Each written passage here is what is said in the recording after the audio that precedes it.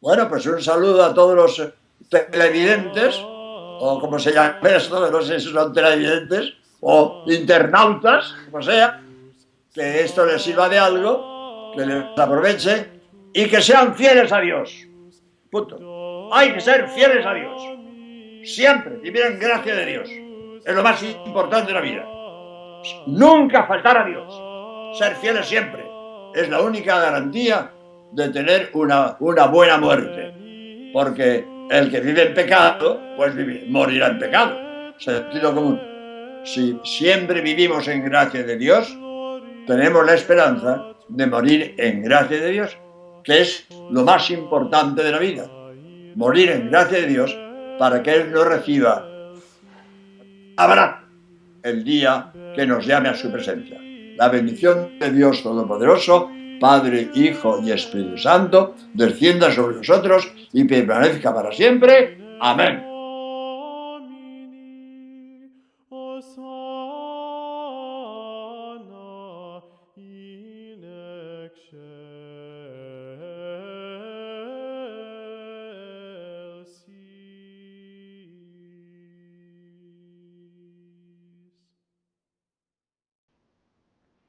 Saludos y bendiciones, hermanos y hermanas, que tengan a bien entrar en este video y comenzar conmigo este camino apologético en el cual vamos a intentar estudiar la doctrina de la Iglesia Católica, explicar de la mejor manera posible lo que el magisterio enseña y claro, de ser posible, cuando hay intercambios con hermanos protestantes, hermanos evangélicos, eh, simplemente en caridad y en hermandad, debatir juntos los temas que son de mutuo interés para edificarnos entre todos y llegar a la verdad. En este primer video, bueno, quería presentarme. Este es el canal Radio Apoyo Apologética, yo soy Jesús Moya y como primer video quería hacer como una especie de agradecimiento a mis hermanos protestantes que me permitieron en su oportunidad desde la semana pasada y en estos últimos días entrar a sus canales para conversar algunos temas de interés sobre la doctrina católica, pues. Específicamente tuve algunas conversaciones con tres canales que son famosos del espectro del área protestante, mis hermanos protestantes. Esos canales fueron el canal del hermano Osman, Guerrero Apologista, el hermano Carlos Veloz del canal Fe y Razón y el hermano Edgar Pacheco del canal NDK. Em, Básicamente fueron unas conversaciones en las que subí y quiero desde ya agradecer la excepción que me hicieron de subir sin cámara a sus canales porque ya ellos justamente siempre habían colocado la regla de que las personas subieran con su cámara dispuesta ya y configurada, pues. Les agradezco mucho esa excepción de que hayamos podido conversar. También por ahí está el amigo Ocio que conversamos, pero el video es tan antiguo que no tuve el tiempo de revisar y el debate no fue de temas doctrinales como tal. Fue un poco confuso, pero al pana Gabriel le mando también un saludo y un abrazo y un agradecimiento por permitirme aquella vez discutir y conversar con él, pero voy a comentar rápidamente, solo para presentarme y comentar rápidamente eh, lo que conversé en esos canales. Vamos rápidamente aquí porque este era un video de presentación y luego finalmente hacerles otro comentario. Permíteme aquí entrar, vamos a ver. Correcto, estoy aquí en la pantalla. Ah, otro diálogo que tuve hace un momento, déjame escribirlo aquí también, solo que vamos a escribirlo aquí, aprovechar de escribirlo, que fue con el amigo, el hermano Néstor Díaz en su canal. Conversación con Néstor Díaz sobre, sobre el canon.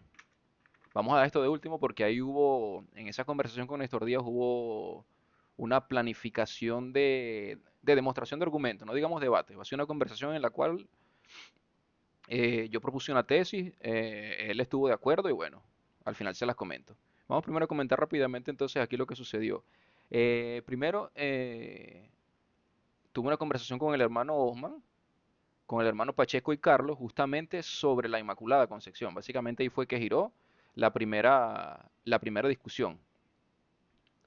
Entonces, cuando entré al canal de Osman, solo hablé de las refutaciones principales. Yo lo que llevé de entrada, solo para comenzar el debate, era el versículo de Lucas 28. Estudiar ese versículo, simplemente lo que él trae a la mesa como versículo, qué es lo que dice, y de allí sacar objeciones sobre cómo se podría construir desde esa lógica de Lucas 1:28 el dogma de la Inmaculada Concepción.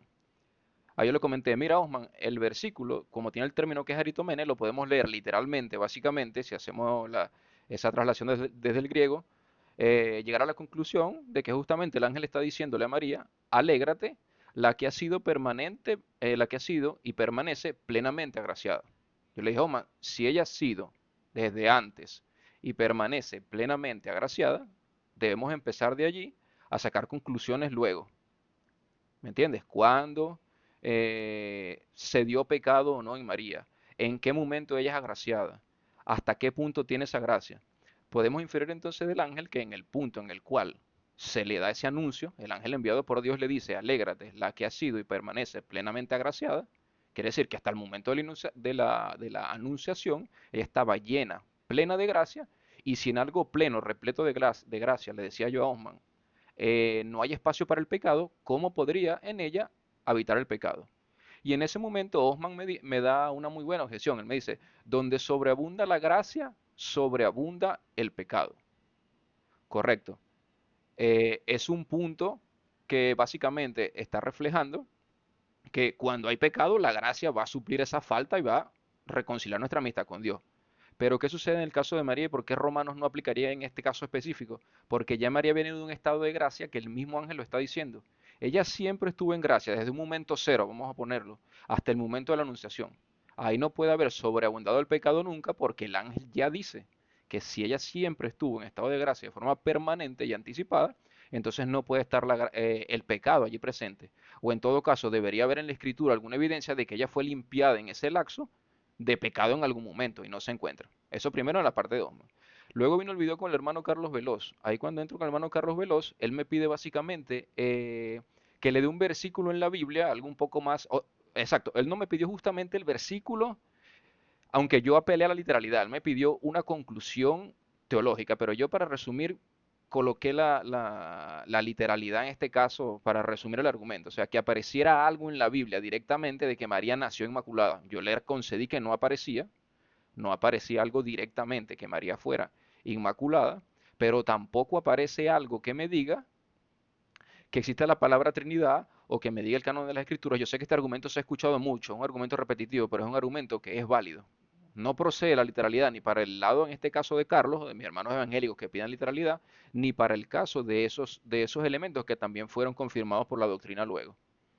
Entonces, ¿qué sucede? Partimos nuevamente de lo que yo le decía a Osman, de Lucas 1:28, haciendo una cadena de reflexiones teológicas congeniadas con los padres de la iglesia, con la reflexión de las tipologías, llegamos a la Inmaculada Concepción, pero no a partir de literalidad. Eso por ahí en el caso del hermano Carlos. Y luego finalmente con el amigo, el hermano Edgar Pacheco, ahí yo parto del mismo principio. Yo subo a su canal, parto del mismo principio, empiezo hablando de Lucas 1:28, lo mismo que le decía a Osman. El ángel dice, alégrate la que ha sido y permanece siempre plenamente agraciada. En consecuencia, ¿cómo convive gracia con pecado si alguien está permanentemente en pecado hasta ese punto de la anunciación? Ahí básicamente Pacheco, él, básicamente su defensa fue decir que se empujaba según la iglesia un significado al texto. También él dijo que Jaritomene no es lleno de gracia, sino es pletos charitos. Él apela a otro término. Y además, él aseguró que es una corrupción textual, que se le empuja un significado por corrupción textual y que no dice lo que quiere decir el texto. O sea, que no dice que María es plenamente agraciada con participios, sino que solo dice hola agraciada. Perfecto. Esta es una de las argumentaciones de las tres que dan mis hermanos, es la más fácil de refutar, porque justamente no hay corrupción textual. Si la palabra aparece como que Jaritomene en el código sinaítico, aparece en el Códice Vaticano, en el Alejandrino, en los papiros antiguos, aparece en todas las ediciones de crítica moderna, Nestre Aland, en todas, no existe ningún manuscrito antiguo que tenga otra lectura que la de que Jaritomene. ¿Cómo puedes, hermanito? O sea, ese es el problema que yo veía en esa conversación y bueno, que él fue muy insistente en hablar de corrupción textual, cuando aparece en todos los códices, en todas las críticas modernas con esa misma lectura. Y finalmente, él trajo a colación una buena argumentación en ese caso, cuando él trajo varios versículos en el cual se utilizaba el lleno de gracia, el término lleno de gracia. Sin embargo, sin hacer la explicación muy amplia, ni en Efesios 1:6, que son los versículos que tenemos con ese término, ni en Sirácides, que es eclesiástico 18:17, ni en Hechos 6:8 no existe, no se va a encontrar, no se va a hallar en toda la Biblia griega un solo participio perfecto pasivo empleado como vocativo, como nombre de alguien, como singular, que reemplace ese nombre propio de una persona como ocurre únicamente con María. Repito, no existe en toda la Biblia griega el uso de quejaritomene como participio pasivo como vocativo. Eso no existe en la Biblia griega. Solo se aplica con María, que no se le dice hola María. Se le dice hola agraciada desde siempre y permanentemente hasta este punto. Entonces, no se sostiene tampoco esa argumentación. La primera falsificación es falsa, no tiene ningún asidero. La segunda podría tener cabida si estudiamos gramaticalmente cada uno de los versículos y ninguno tiene el uso vocativo participio singular que se le dio a María. Entonces, bueno, este es el resumen. Yo les agradezco a estos amigos, a Osma, a Carlos y a Pacheco. Estoy haciendo esta presentación para justamente comenzar ese camino apologético, como ya lo dije. Y finalmente la conversación con el amigo, el hermano Néstor Díaz, que fue hoy. Básicamente conversamos por encima del canon.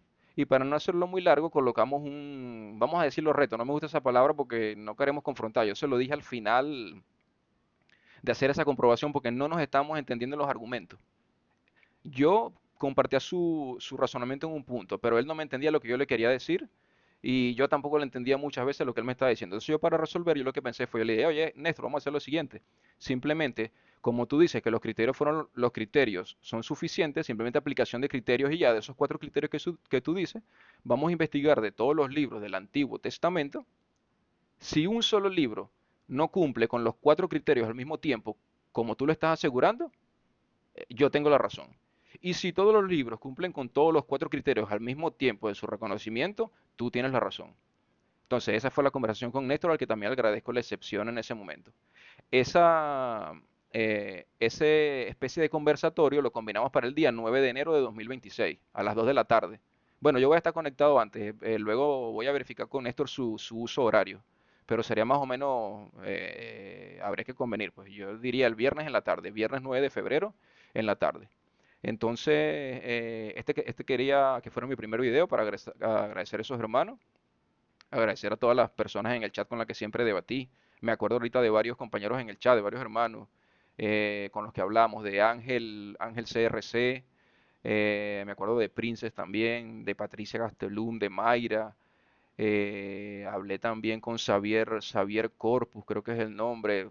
Lo que se me vienen a la mente, con Paola Pérez, con Vali también, una buena amiga con la que siempre converso, con Vale ahí en el chat, Alberto Martínez, bueno, si se me pasa alguno, hermanitos, bueno, son bastantes, he conversado con bastantes, de Ambris también, y bueno, solo para nombrarlos aquí, darles un saludo, y bueno, aquí comenzamos este camino apologético como se pueda, con los conocimientos que tengamos, pero siempre con miras a compartir como hermanos y buscar la verdad como hermanos y compartir nuestros puntos de vista teológicos, eclesiológicos y doctrinales.